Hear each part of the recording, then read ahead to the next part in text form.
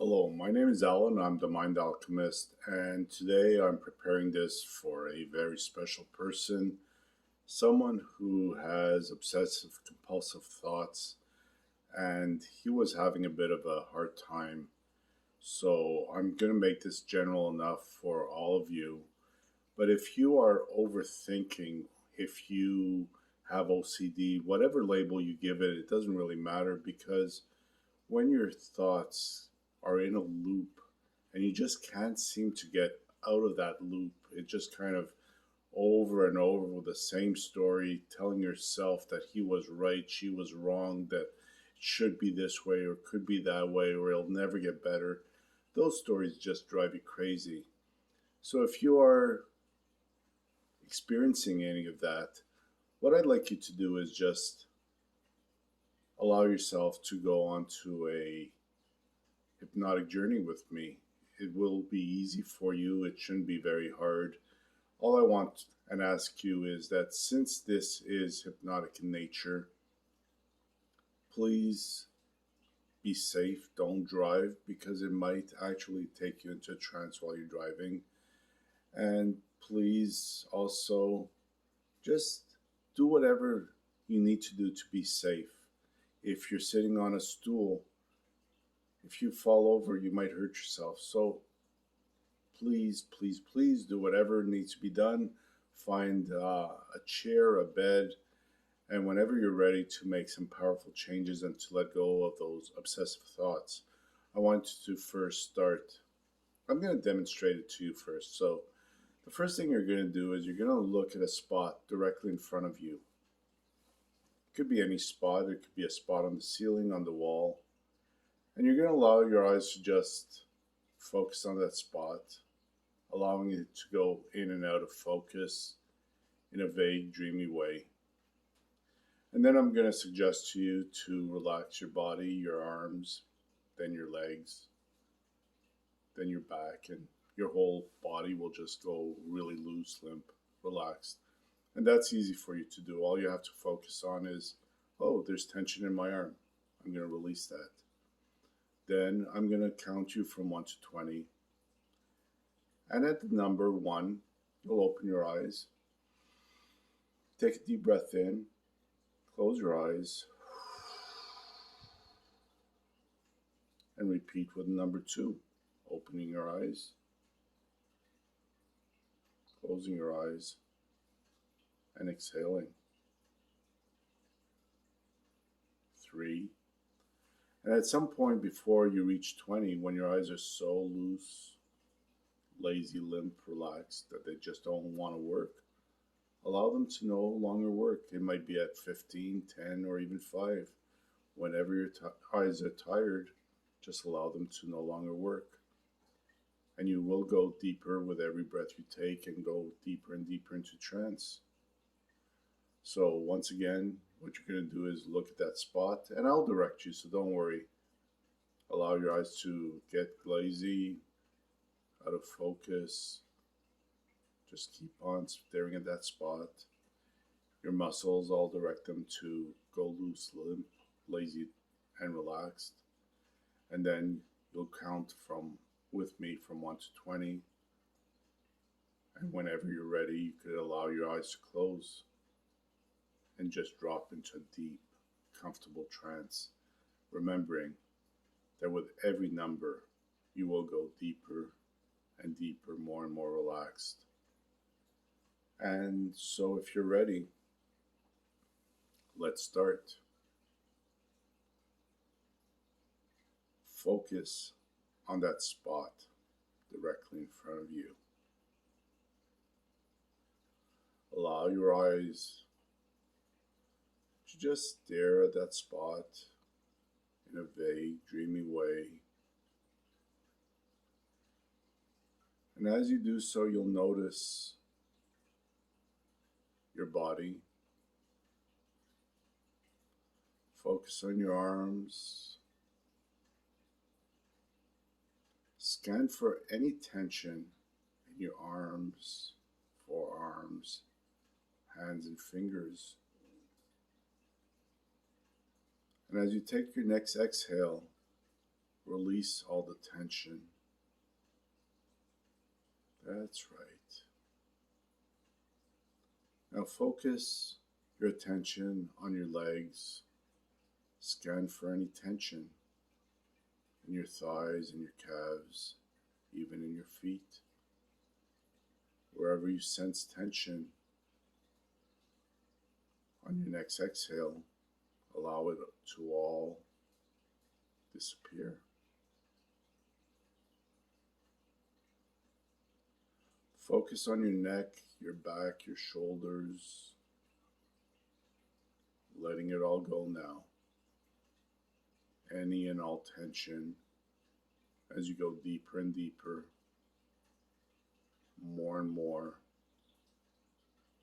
comfortable, more and more into a trance-like state. And now I'm going to count from 1 to 20. At each number, you will open your eyes.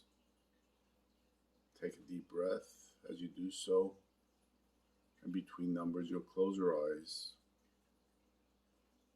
And with every number I count, you'll double your relaxation. And whenever your eyes are totally tired and don't want to open, at 15, 10, even at 5, allow them to remain shut.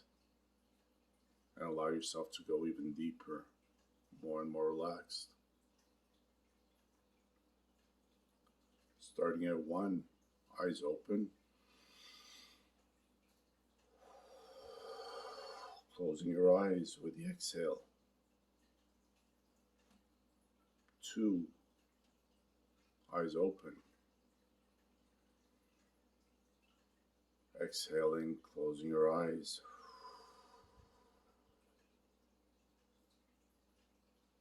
3, open.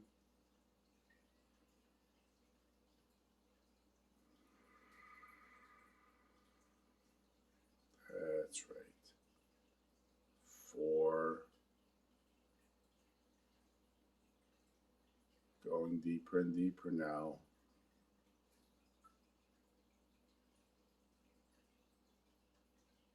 5,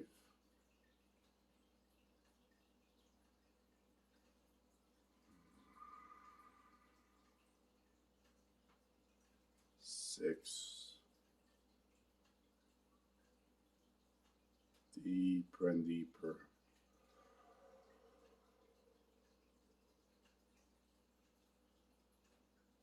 7, nowhere to go, nothing to do. Just keep on breathing in and out. Inhaling calm. Exhaling any tension, any worries. Now at 10, inhaling.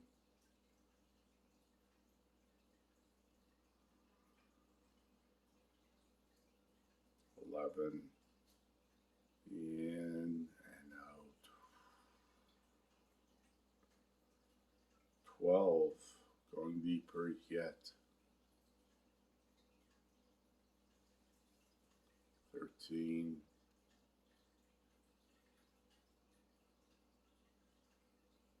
14,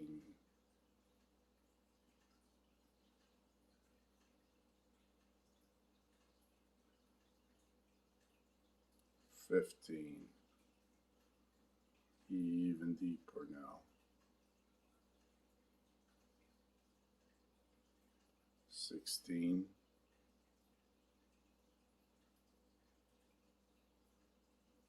17,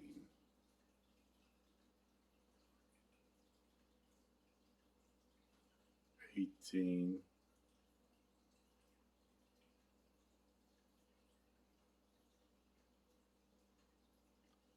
19, and if your eyes aren't closed already, just allow them to close now and let go of all numbers. 20.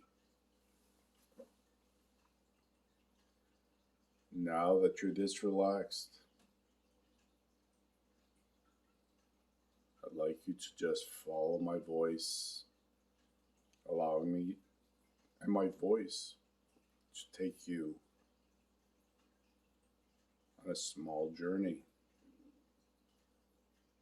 to a place I have been to before,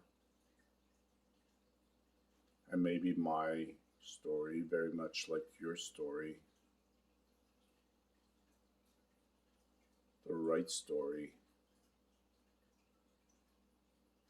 that will help you to release those unwanted old thoughts about that place, that person, that event, whether it's real or made up. For sometimes we tell ourselves a story so often that even though it wasn't true in the first place, with all the revisions and all the repetitions, you start to believe that it really was. And it reminds me of a time when I went to a factory. It was a light bulb factory. And it's interesting how they say that when you have a thought, very often it's depicted by a light bulb going off in your head. But on that day when I went to see this factory, how they made light bulbs, I was given a tour of the factory, and there on the conveyor belt, bulb after bulb would light up as part of the test to see that they were working. And every once in a while there was one bulb that wouldn't light, and it would be removed from the conveyor to be recycled for something to be done with it. And as I asked questions about the process, I was told that certain light bulbs had a lifespan. And every light bulb on that conveyor belt had approximately the same lifespan based on the thickness of the filament, the amount of heat, the wattage. Everything was set so that they would all expire at about the same time after so many hours of use. And it's very similar to vinyl records that we used to have and play when we were kids. And those vinyl records, every once in a while, because of a scratch, or because it was played so much, or maybe even the stylus or the record player, the way it was set, the weight of the arm, sometimes it would find the groove, a certain groove. And if you remember having such a record player, you might remember that when the needle got stuck in the groove, it would play over and over and over again. The same words over and over, like an old beat up story with no beginning, no end, just words from a song taken out of context. For every word has meaning, but in the right context, creates the right mood, the right feeling, the right story. And it was not until you either replaced the record or moved the stylus one notch over that the story, the record, the song would continue to its intended destination, to the end. And one day when I was at my friend's cottage, his name was Mike, and we went there for 4 or 5 days. But as we got there, it was raining, it was damp. It was nice to know that there was a nice warm fire, roaring, crackling, making sounds.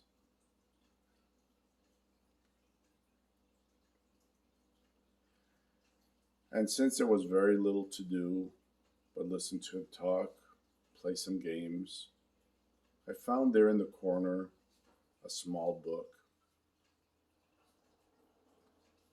And I can't really remember the story in that book.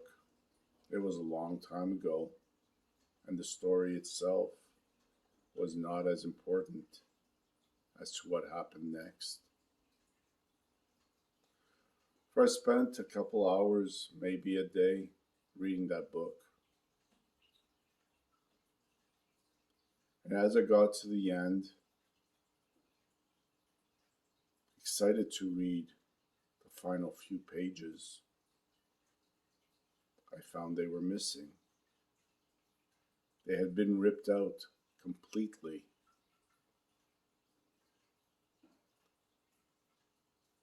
And as I turned to Mike and told him what happened, he laughed. And he said, I ripped them out. I started the fire with them because there was nothing else to start the fire with.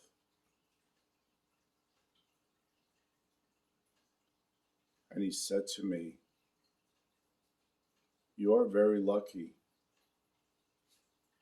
because I know how it ends and you don't. And because you don't know how it ends, this is now your opportunity to rewrite that book, rewrite the ending of that book, the ending of that story in just a perfect way for you. I was upset, but I knew Mike was right. For in my version of the book, I wanted freedom. I wanted you, the hero, to be free. I wanted you to be at the top of your game, feeling harmony, success, and peace in your heart. For that's how I want my story to end. So that night, sitting there by the fireplace, enjoying the warmth of the fire, the crackling sounds as the wood burned, not as angry with Mike, even though he shouldn't have done that.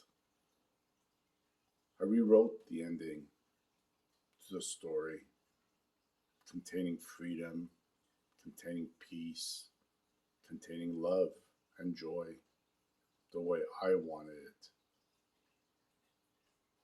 And they say that sometimes you could rewrite your own story, your real life story, to include what you want, that freedom, that love, the ease, whatever it is, allowing yourself peace, love, joy. And I do remember making it through those days. Eventually the sun came up, the crackling of the fire subsided. And as I listened to the music the other day, realizing that the old record player was best left in the garbage with a vinyl. For today, it's a digital age, and I get to play the whole thing uninterrupted, just the way I want, letting go of any stuck messages in the groove, leaving them all behind, way behind, and never needing to get it back. And I do know that some people prefer vinyl today. They spend a lot of money. But what's more important is the ending of the story, a story that brings complete freedom and relief from that which didn't make sense for the longest time. And today, I look around me. Fixtures in my house have LED bulbs. The whole fixture guaranteed for 50 years before needing replacing. And I've never seen a cartoon character with a fixture over his head. Still the idea of a light bulb, but today a lot more clearer, a lot more brighter, a lot better in all ways. The LED is clear. It has multiple colors. You could see differently. You could sense different hues, different feelings. And if you wish, allow yourself to think about a time where you were with someone or something that you really loved. Think about it. Now with your LED bulb, make it brighter. Give it color. Sense the mood as you shift the color from something that's dull to something that's completely bright, invigorating, welcoming in all ways. And allow that feeling to sink into your heart. You may even ask your unconscious mind to double that feeling as it sinks into your heart and to allow you to have that feeling, that knowing in all times and in all ways. And as it sinks, I want you to let your unconscious mind know that you'll only open your eyes and come back into the here and now only as fast or as slow as all the changes that need to be made have already been made, integrated, programmed in just the right way for you. For everyone is different. What is right for me is not totally right for you.